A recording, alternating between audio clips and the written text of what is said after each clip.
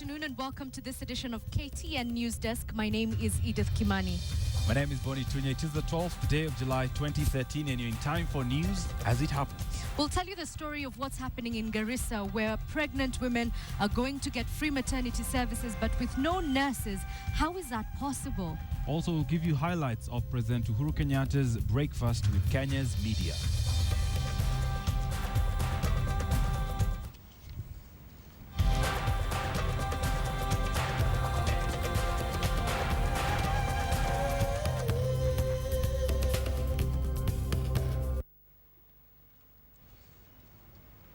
President Uhuru Kenyatta and Deputy President William Ruto today held a breakfast meeting with editors from Kenya's media houses at State House, Nairobi. Now, this was the first time that State House was hosting editors since independence. The meeting came in the wake of reports that the draft Media Bill 2013 has been published on the Commission for the Implementation of Constitution website, seeking to control and regulate media content during state of emergency. President Uhuru, however, said his government was not interested in controlling the media, since a free media is key to ensuring a thriving democracy. The president and his deputy said the breakfast meeting was not meant to in any way compromise the media. Cabinet Secretary for Information, Communication and Technology, Dr. Fred Matiang'i, said the government will seek input from stakeholders in the media industry to make amendments on articles on the media bill and the information and communication that are feared to be infringing on the freedom of the press. We'll give you more details of this story as they continue to unfold. Let's now move on to a developing story this afternoon, which involves the teachers and the government.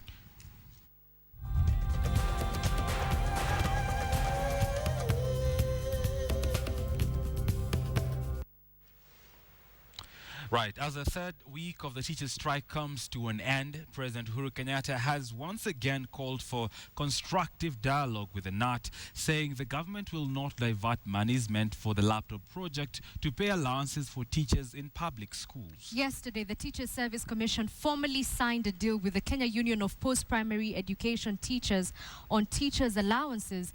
However, the Kenya National Union of Teachers rejected the KUPE TSC offer, saying it was inferior and illegal and could therefore not motivate the union to call off a strike.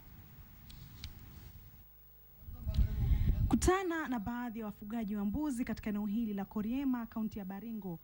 Mbuzi ambao nyama yake. We apologize for the mix-up of those pictures, but to the Chief Justice Willy Mutunga, who this morning witnessed the admission of 72 advocates to the bar.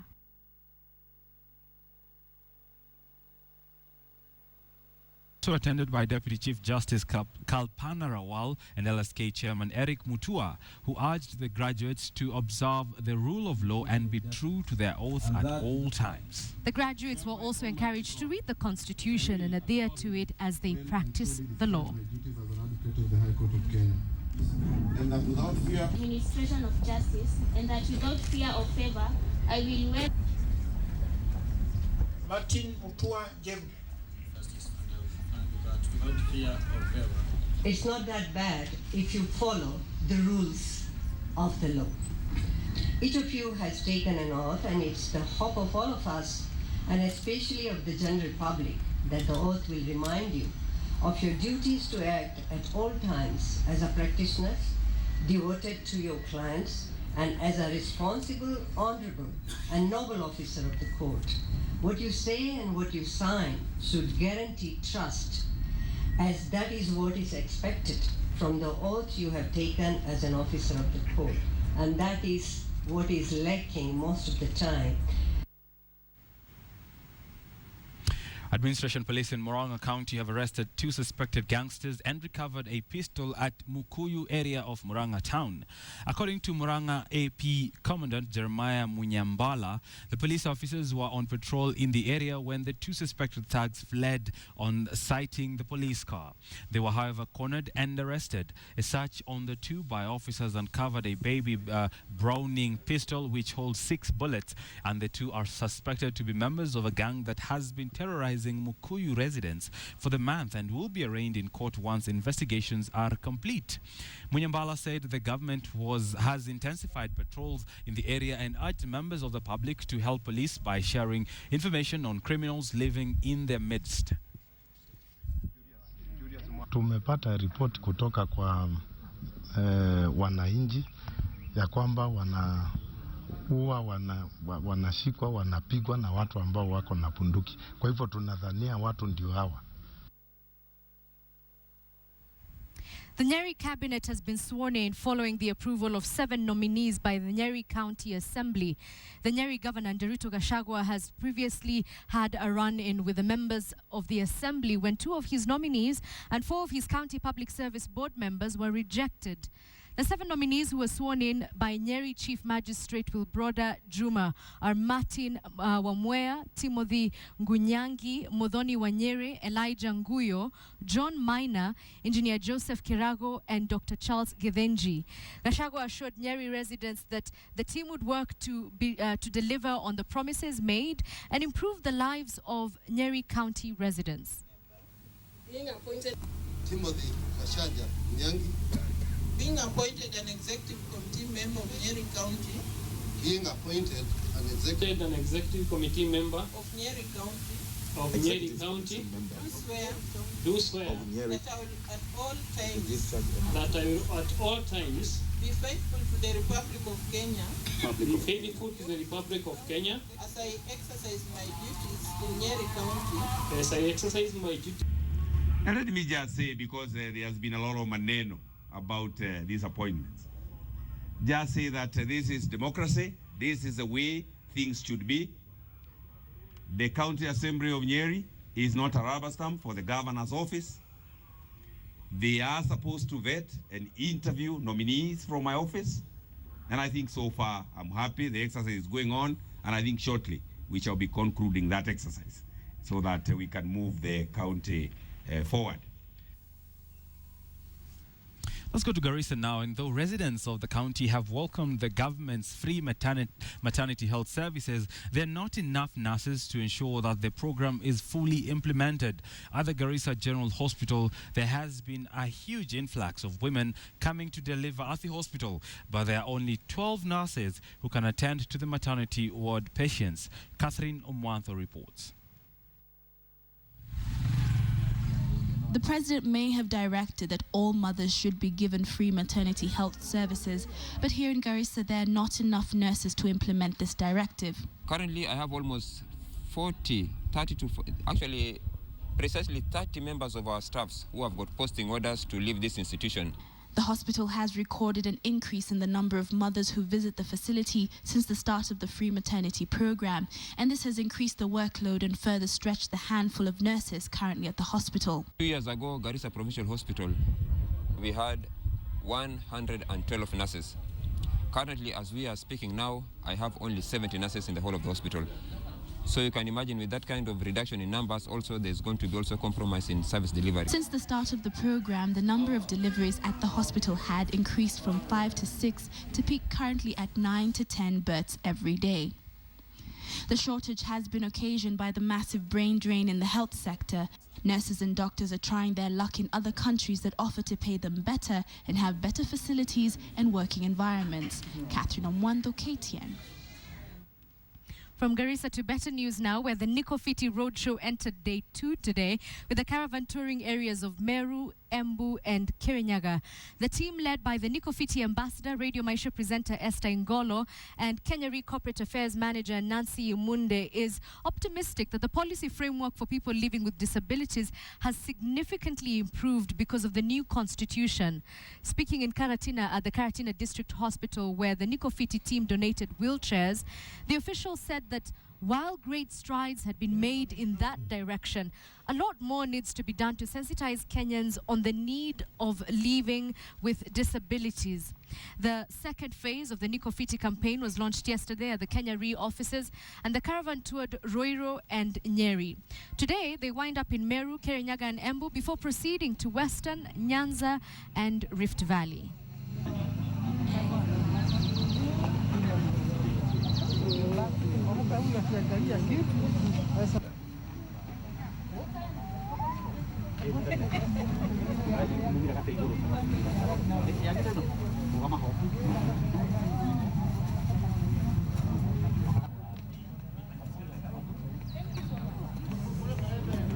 najisikia kama ambaye sijawahi kutembea siku nyingine yote ile. Kwa hiyo nikiona watoto wakifurahi vile inanikumbusha mimi pale nilipotoka, na kando na hapo it just makes me believe that now life is going to be different for them. We realize that a lot of them are coming from very disadvantaged homes.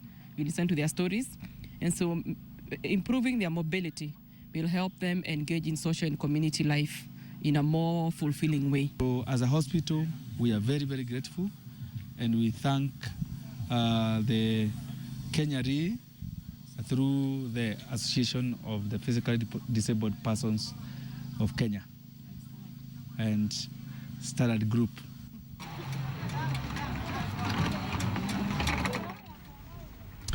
President Uhuru Kenyatta and Deputy President William Ruto today held a breakfast meeting with editors from Kenya's media houses at State House, Nairobi. Now, this was the first time that the State House was hosting editors since independence. The meeting came in the wake of reports that the draft Media Bill 2013, published on the Commission for Implementation of the Constitution website, seeks to control and regulate media content during states of emergency. President Uhuru said his government was not interested in controlling the media, since a free media is key to ensuring a thriving democracy. The president and his deputy said the breakfast meeting was not meant to in any way compromise the media. Now, the Cabinet Secretary for Information, Communication and Technology, Dr. Fred Matiang'i, said the government will seek to input from stakeholders in the media industry to make amendments on articles in the media bill and the information and communication that are feared to be infringing on the freedom of the press. A free media is at the heart of a true democracy. I am happy that in Kenya, we don't even have a debate about free media anymore. That, for me, is a given.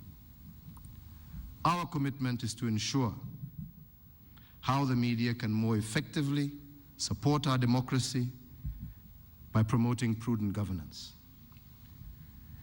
Indeed, in an ideal world, the media should provide a realm of debate and a lubricant to the effective functioning of democratic processes.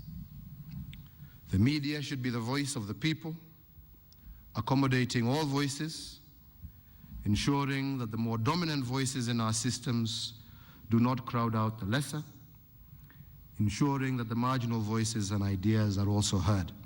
We look at the media as a partner and as people who we need their voice to be able to tell our story. It may not be exactly in our words, it may not be exactly how we want it said, but we are sure that it will somehow be said. Let's revisit the story of the teachers' strike, which has now entered its third week. And President Uhuru Kenyatta has once again called for constructive dialogue with NAT, saying that the government will not divert monies meant for the laptop project to pay allowances for teachers in public schools. Yesterday, Teachers Service Commission finally and formally signed a deal with the Kenya Union of Post-Primary Education Teachers on the teachers' allowances. However, the Kenya National Union of Teachers rejected the KUPPET TSC offer, saying it was inferior and illegal and could not motivate the union to call off the strike. We, as a government, have, from even before they went out on strike, been in communication with these teachers. I made a public appeal saying that myself as president was ready to sit down and to negotiate with teachers. They went out on strike. We continued to appeal to them, saying that it is not possible for us to talk to people who are on strike. We can only talk on the negotiation table, something that it took them 3 weeks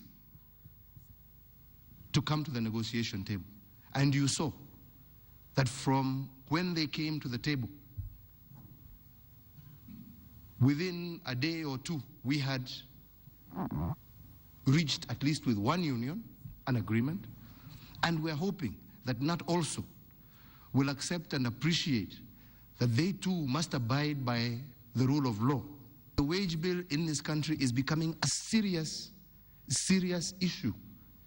This is not just an issue for government. This is an issue that should be of concern to every single Kenyan. When we are now talking about, our wage bill hitting close, wage plus our recurrent expenditures hitting close to 70%, what are we leaving for the development of this nation? In Mombasa County, where government workers' strike continues, despite the governor's reassurance that the workers were to be paid earlier this week. Now, the workers who are now demanding presidential intervention marched through the streets earlier today to the town hall premises, pleading with the head of state to intervene and solve the payment dispute. The county workers claim Mombasa Governor Ali Hassan Joho is trying to muzzle their rights by selectively making payments to their aggrieved workers after an earlier threat of sacking them. Despite some of the workers being paid their 2 months' salary arrears, they have vowed not to return to work in solidarity with their colleagues yet to be paid. Business came to a standstill at the entrance of the Mombasa Town Hall as the workers barricaded the entrance in a prayer vigil. Riot police, backed by county askaris, took strategic positions near the town hall as the workers held prayer sessions which were conducted according to Islamic faith. The workers say their move to down tools should not be misconstrued to be playing politics.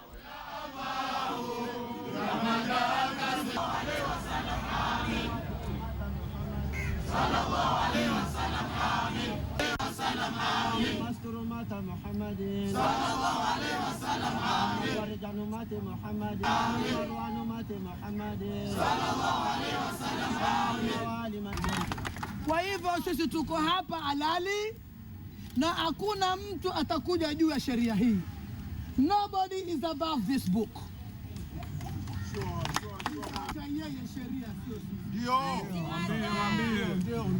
Na mimi nina imani na maskari wetu, ma-AP wanajua, na nimekuja na mwongozo wa nchi ambako sisi tuko hapa, na ni urongo wenye kutumika ya kuwa tumelipwa mshahara sote.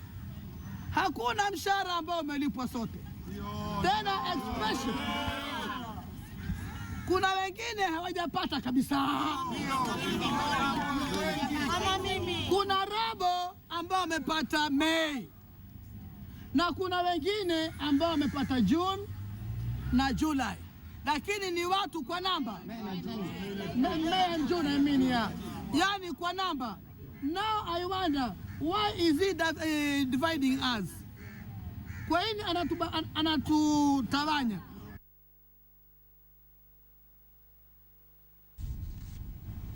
Right, let's take a short breather to pay our bills. On the other side of the break, it's Southampton for Kenyan footballer Victor Wanyama. Right, and also Africa Homes get listed in the stock market. Those will be coming, the details to that particular story will be coming on business. But it is interesting, Garissa County, 12 midwives only. 12, absolutely. And remember, if you haven't caught this story, www.youtube.com/KTN Kenya is where you can catch most of these videos that we play on KTN Newsdesk. Stay tuned. More news after the break.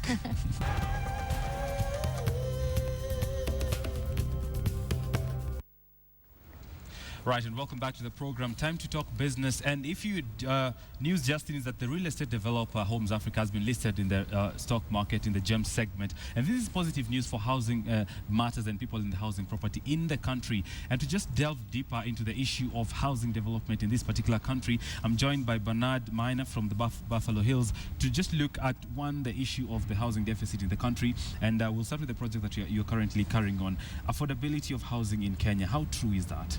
Yeah, it is quite true that nowadays affordability of houses is something which is realizable, because with people who are organized like our society, whereby we have arrangements with financiers who finance purchasers and also members who would like to put up houses in our project.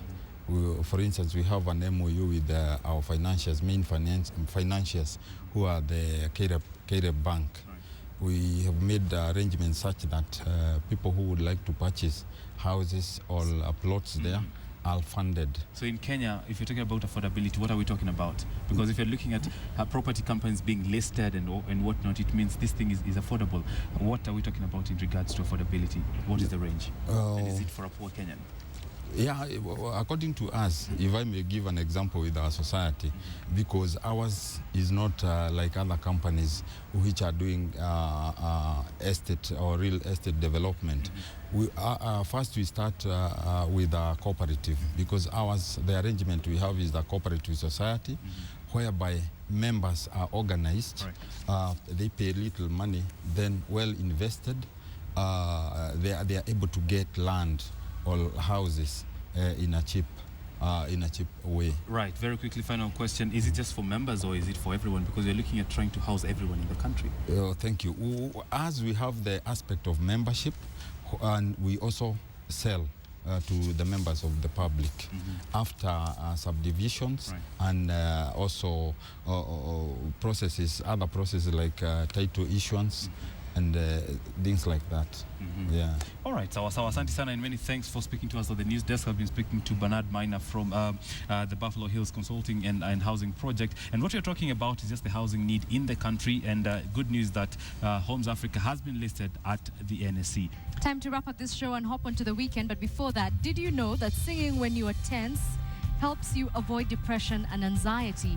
I'm not sure if it's singing in general or you have to actually be tense for it. Or you have to have a good voice to sing. I don't think that matters. My name is Bonnie Tunya. Good afternoon. I'm sure we don't have any more minutes. My name is Edith Kimani. Have yourselves a wonderful weekend.